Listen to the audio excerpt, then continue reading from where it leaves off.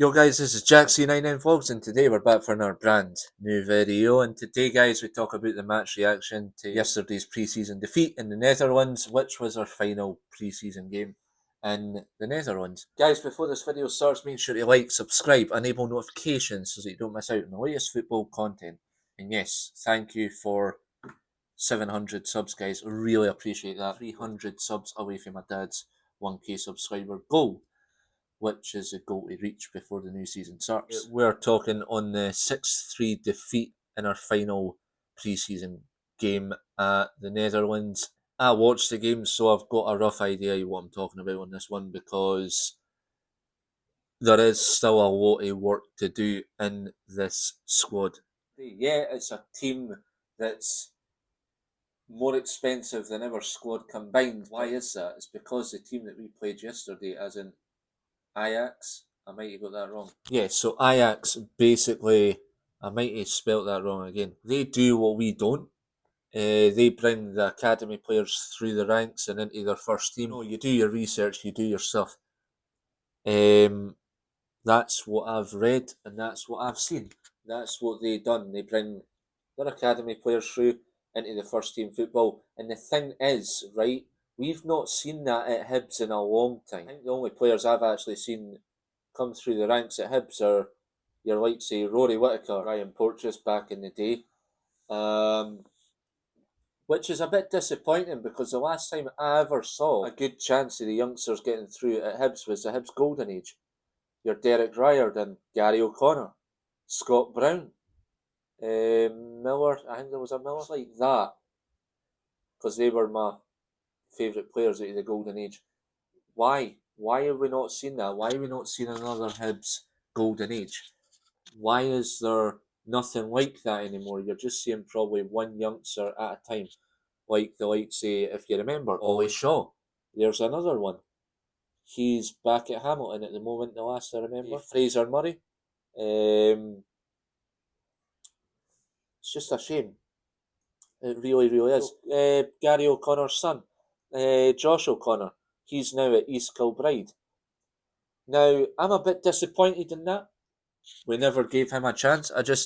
I really don't know. It's a bit angry, because the reason I'm angry at that is because, well, like Gary O'Connor says, it's a joke the way the youngsters get treated at Hibernian. He's got a point.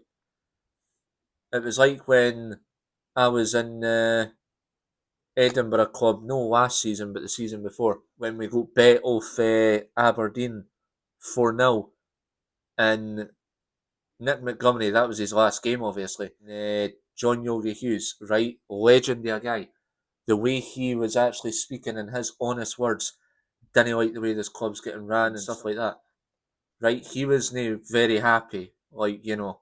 And then I spoke to Grant Stott as well, as he was coming downstairs as I was walking down to go away. He was just like, what's going on? And that was back then when we were doing a hole. But you're looking at how David Gray's turned it around. Why? Because he's got a fucking chance. Right? David Gray's got a chance. Right? And people, now I want to actually put this in, right? People that are saying to David Gray, oh, David Gray needs to go, David Gray needs to get to, and all that, calling for the manager at that. Right? You just can't go blaming Gray for that. Because how did David Gray turn it around in the first place? Well, that's easy. Already found out why. Because it was Joe Newell that turned it around and got the players to sort it out with each other. That's what happened. That's how we started winning games, going on a long unbeaten run. It just shows you the history and what happens behind the scenes, right? Joe Newell got that team to actually act their age and actually get on with it and fight for their place to get up the league. And they did. Christmas night it was cancelled because Joe Newell says, no, it's not happening. And Joe Newell got all the players between them, work it out between each other, how to actually sort this crap out when we were 12th in the league. I mean, there's all the answers there. How we went on that unbeaten run for 3-3 against Aberdeen, right up till where we are now. In honest opinion, right, Now, I love my team Hibernian FC, but seeing fans calling for the manager is appalling. Yeah, but we're 5-1 down. But you look at the differences in the quality in the squads. Didn't he go blaming David Gray? Didn't he go starting this crap again, right? Look at what he achieved for us. Look at what he achieved last season. He got the time, he turned it around. He did. 17 unbeaten. Finished third. Got European football. Yeah, we never got any trophies, but there's next season. I think David Gray can do it again. I honestly think he can. Right? We've brought in good players like Josh Milligan, Jamie McGrath, signed Rocky Bashiri on a contract extension.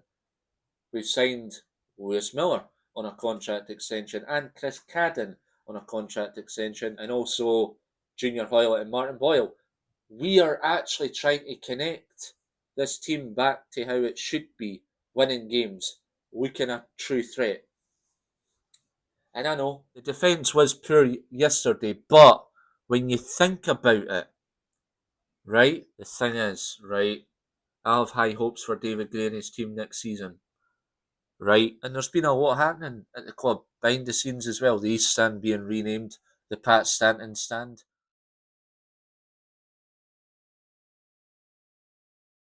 True legend as well. One of my dad's boyhood heroes, the last of the famous five. But speaking on the game in early stages, like, and I'm talking about not only yesterday's game against Ajax, but the other team that we played earlier, you can see in parts how we're looking fitness wise. We're still lacking.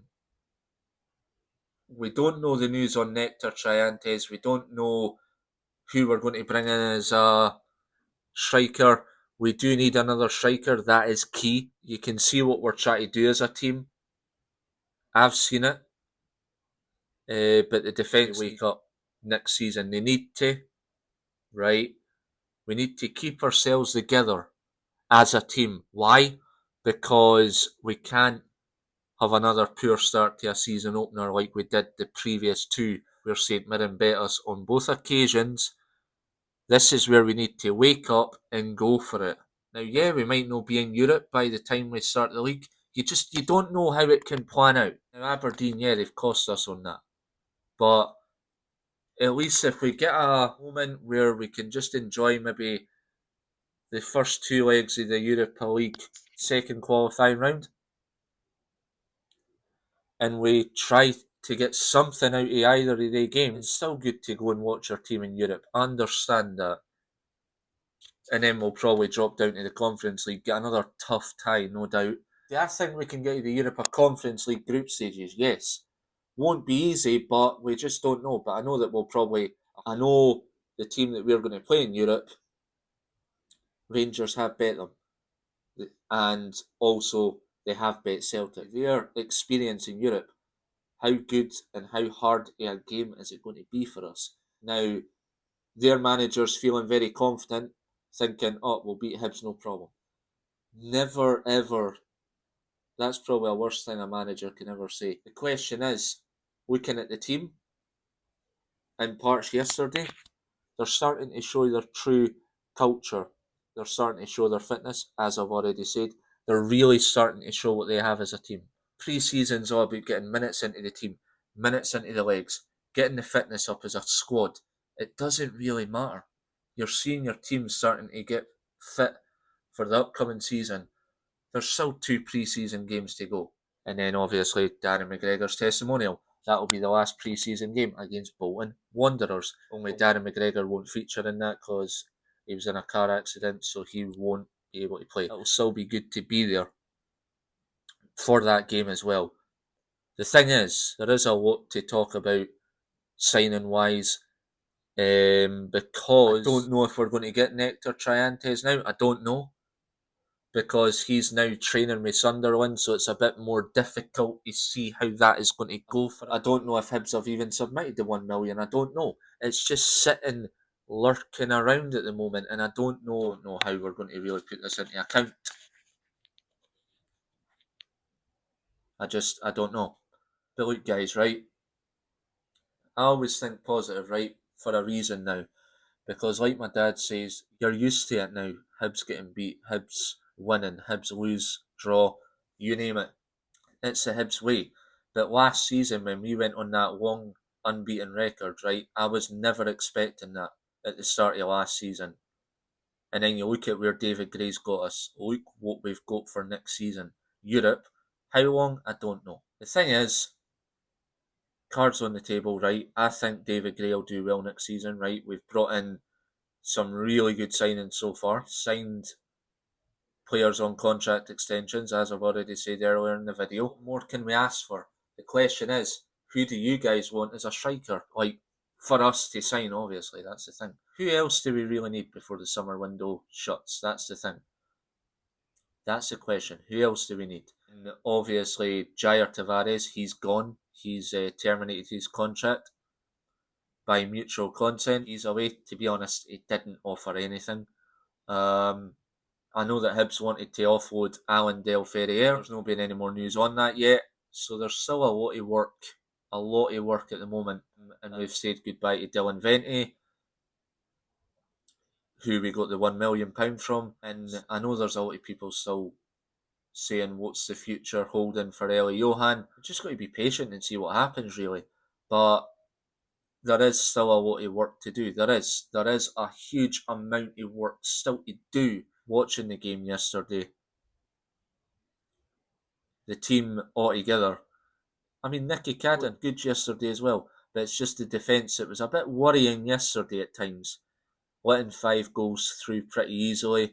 The keeper, no offence, Jordan Smith, what is he doing? To be honest, in a way, as I was watching him very, very closely, what was he doing yesterday? That's the question. And getting quick glances at the new goalkeeper, yeah, in the first pre-season game he was a bit shaky, but seeing him in yesterday's game, he was alright. Yeah, he let in 2 goals, but, well, 1. Yeah, he let in 1 goal, but at the same time, you have to give the new signings a bit of a chance. Jamie McGrath and Josh Milligan on field yesterday, only it was kind of hard to tell how to say how good they were, but seeing Jamie McGrath, yeah, he's a good player. That's what he's good at. He's a creative player. That's what we needed this summer window, and he was definitely worth the signing. It'll be good to see him in action on Wednesday. Same with Josh Mulligan, the new goalkeeper. I just want to see the new signings in action, if you know what I mean. Like, from my point of perspective, to actually get a good rough idea of what I think about all of them. But guys, that's all I have to say for this video. But yeah, I mean, it's early stages yet. You've got to realise that it's early stages yet, and you've got to be patient because, yeah, we're in Europe, but at the same time, pre-season is all about getting fitness into the squad, fitness into the legs, and just getting every player a run on the park to get used to playing again after having a break. And you've also got to remember, we're playing in the Netherlands, and the weather's 10 times hotter than where we are. So you've just got to be patient on the team. They'll be back in the capital by now, I would have thought. Obviously, they'll be playing on Wednesday night, which will be the first match day vlog of the 150th anniversary celebrations. So we'll just see what happens, guys. And apart from that, guys, I've been your host, Jack-C99 Vlogs. Guys, make sure you like, subscribe, enable notifications so that you don't miss out on any future uploads on the Jack-C99 Vlogs YouTube channel. And don't miss out on the latest matchday vlogs, which will be starting up as of Wednesday next week at the Leeds San Siro. Thank you for watching.